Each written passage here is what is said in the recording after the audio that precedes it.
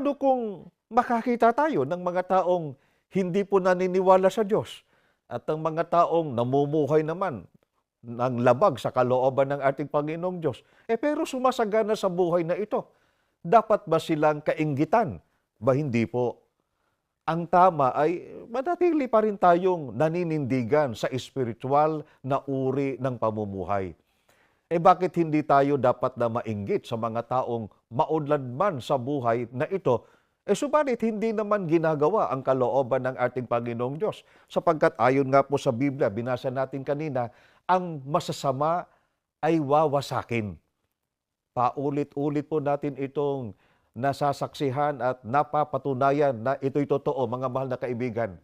Ang mga taong nagsisagana dahil sa masamang paraan, mga taong kumakalaban sa ating Panginoong Diyos at sa kanyang mga kautusan, sila'y dumarating at umaalis.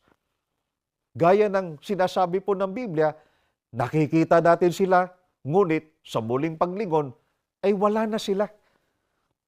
Ngunit ang kapalaran po, kagaya ng nabasa natin kanina, ang kapalaran ng buhay ng mga taong sumusunod sa kalooban ng Panginoong Diyos, yaong isinuko ang kanilang buhay sa ating Panginoong Diyos ay iba po. Ang wakas nila ay magiging masaya.